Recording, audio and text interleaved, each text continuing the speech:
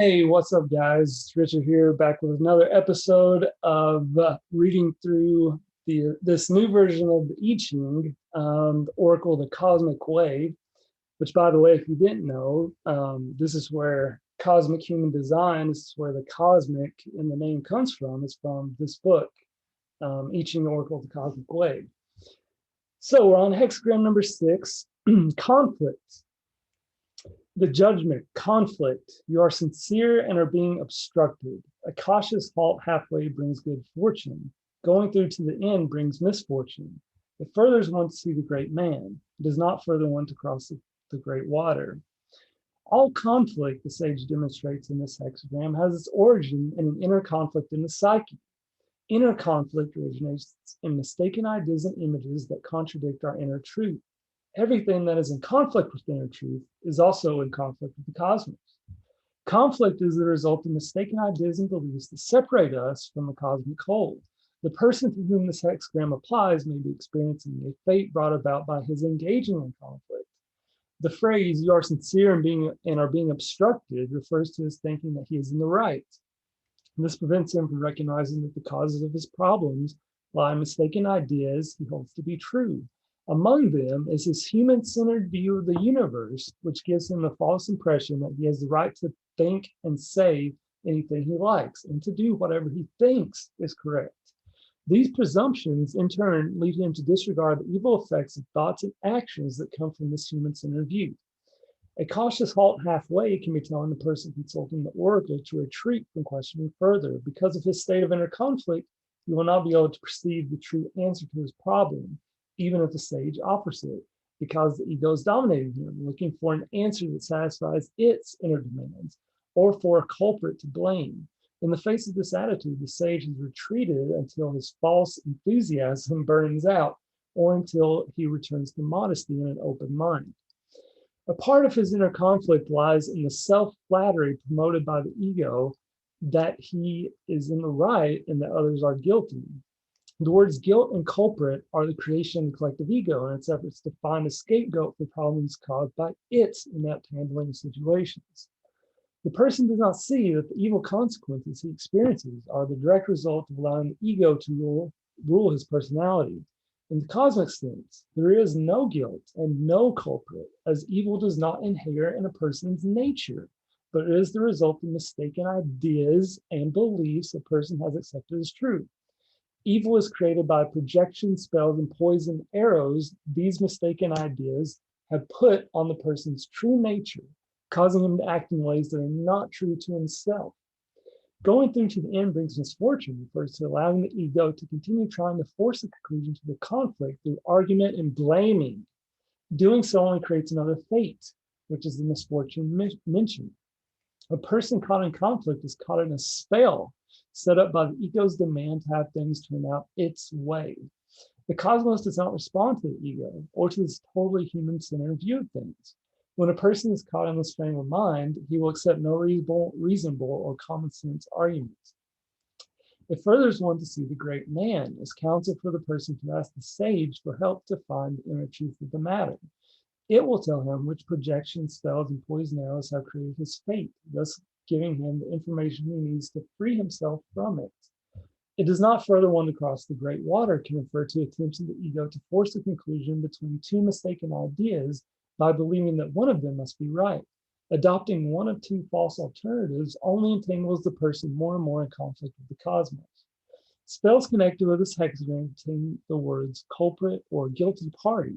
Whether these terms are assigned to another person, life, nature, God, as giving one an adverse fate, the ego, the cosmos, etc.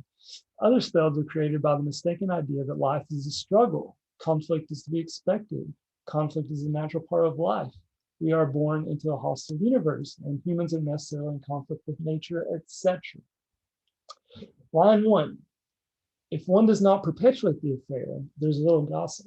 In the end, good fortune comes. This line concerns a person who has created a fate through having lost his modesty by thinking that the universe revolves around his interests and that he is special over other things. As a consequence, he blames things outside himself when things go wrong, such as fate, life, a godhead, another person, karma, etc. Therefore, he has an inner argumentative attitude towards the cosmos. He sees it as there for his purposes, but not performing its duties toward him. On the one hand, he intuits that there are helpers there for him, but he does not understand that they can only cooperate as his equals. If he will rid himself of his arrogant attitude through rejecting it with the inner no, the help that he seeks will come to him.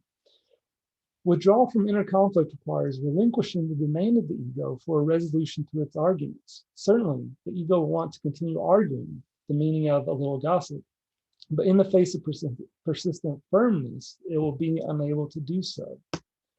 The good fortune that comes from saying inner no to the ego is the insight and help that then come from the helpers. They show the person that the powers of the ego are limited, whereas before he had thought them to be unconquerable. The help will also help free him from his fate if he will rid himself of the mistaken idea that he can resolve things by engaging in conflict. Correcting himself will reunite him with the cosmic whole and bring him peace and harmony. Line 2, one cannot engage in conflict. One returns home, gives way. The people of his town, 300 households, remain free of guilt. This line refers to a person engaging in conflict and trying to force his way. Since conflict is not the way of the cosmos, he cannot succeed. If he will retreat from conflict by returning to his inner truth, his inner home, the problem will lose its energy, enabling the helpers to resolve it. The people of his town refers to all the people with whom he is inwardly connected, who will be free from the embarrassment and false sense of guilt that will be created by his continuing the conflict. Through this line, the I Ching wants to draw attention to the role of guilt and blame as the main motors that keep the demonic sphere of consciousness in place. Guilt, when projected upon another by calling him the guilty party, puts a spell on that person. It then activates the ego to project blame back.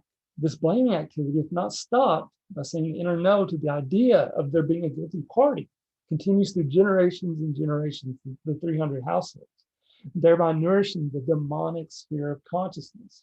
This line signifies that a person needs to put the conflict to an end, no matter whether he is the one blaming another or whether he is on the receiving end of a blame spell. Line 3, to nourish oneself on ancient virtue induces perseverance. Danger. In the end, good fortune comes. If by chance you are in the service of the king, seek not works. To nourish oneself on ancient virtue is a concept by which the collective ego appropriates a person's natural virtues and turns them to its service.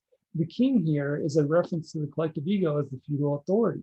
By turning the person's virtues to its use, an inner conflict is created. This appropriation occurs when a person's natural loyalty to his inner truth is turned to loyalty to the institutions of the collective ego, as expressed in phrases like my country, right or wrong. Danger refers to the fate created by acting from false loyalties. The collective ego also suggests that ancient virtue nourishes a person's higher nature, whereas it only nourishes the collective ego's parallel reality, in fact. The cosmic meaning of this line refers to serving one's inner truth, thereby also the sage and the cosmic whole. In this instance, ancient virtues refer to a person's natural virtues, which inherit his very nature before he was born into this dimension.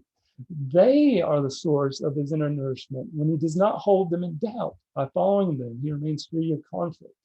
Seek not works warns him against striving for fame and recognition. The attainment of fame, social recognition, and its attendant flatteries can soon turn him away from his true self, putting him in self-conflict. Seek not works also states the principle that the person who is true to himself does not need to prove anything to anyone. Spells connected with this line have to do with striving to be recognized as the good person, the modest person, the noble-hearted person, the spiritual person, or the hero who saves and helps others. Striving to fulfill self-images of any kind is in conflict with a person's true nature. Line 4, one cannot engage in conflict without creating the fates. One turns back, changes one's attitude, and finds peace in perseverance, good fortune. Receiving this line indicates that a person is experiencing a fate brought about by his engaging either in inner or outer conflict.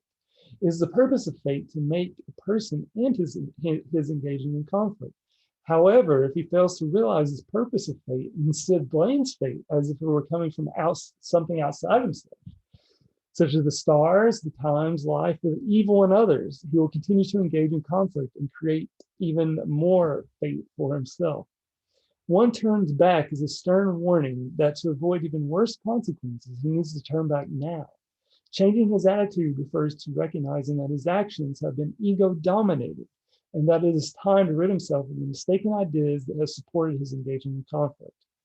To find peace refers to ending the gnawing of his conscience when he has created a fate. This gnawing comes from an inner helper that is trying to make him aware of the fate created by going against his inner truth. Finding peace also means getting rid of himself of the blame connected with his deeds and thus end the fate. The two main mistaken ideas that initiate conflict are the idea of special ownership and the idea of having the right to it. Receiving this line may be calling a person to rid himself of these ideas as defined by the collective ego. From the cosmic point of view, everything we possess is truly ours only when it has come to us from the helpers to support us in fulfilling our life's destiny. When we no longer recognize that what comes to us, even though it comes through our efforts, is nevertheless a free gift of the cosmos, we allow the ego to appropriate it. Then, when what we possess becomes stolen goods and subject to being lost. Appropriation happens when we believe we have deserved the gift, or when we think we have sole rights over it. What we possess as gifts of the cosmos comes with the needed cosmic protection from being falsely appropriated by someone else, so long as we are in harmony with the cosmos. If we try to personally protect what we possess, the helpers of protection retreats. The mistaken idea about having rights over things comes from the human-centered view of the universe and the ego's wanting to hold on to what it has falsely appropriated. Appropriation also occurs when a person lives in luxury at someone else's expense. The good fortune indicated by this line are those possessions the helpers give to the person who has a correct view towards possessions. They include insights help to achieve his task and possessions in the most literal sense. Line 5, to contend before him brings supreme good fortune. To contend before him refers to turning conflict over to the sage. This line tells a person that while he's in the state of conflict, he will not be able to understand the sage's answers because they will all be interpreted within the framework of that conflict. He needs to turn his inner eye away from the problem altogether. A person also receives this line when he is caught in considering two arguments that seem to be reasonable alternatives. However, both are false. The true answer lies in another direction altogether, which he can find only by asking the sage for help. For example, a person experiencing a fate may be debating whether to accept his fate or to fight it. Neither of these ideas is based on a true understanding of fate. Fate can be ended at any time by deprogramming the mistaken idea or belief that has created it. And basically, fate is a way in the cosmic teaching is a way to basically get you to wake up that you're doing something or thinking or believing something that's not in harmony with the cosmos. Line 6, even if by chance a leather belt is bestowed on one, by the end of the morning, it will have been snatched away 3 times. This line shows what happens when a person carries a conflict to its bitter end.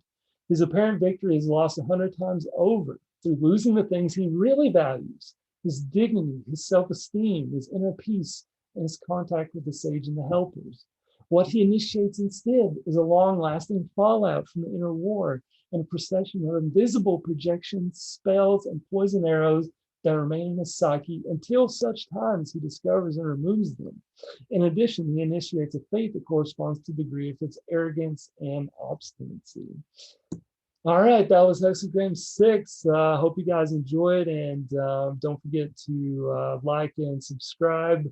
Very much appreciate it. And thank you very much, and we'll see you guys in the next one.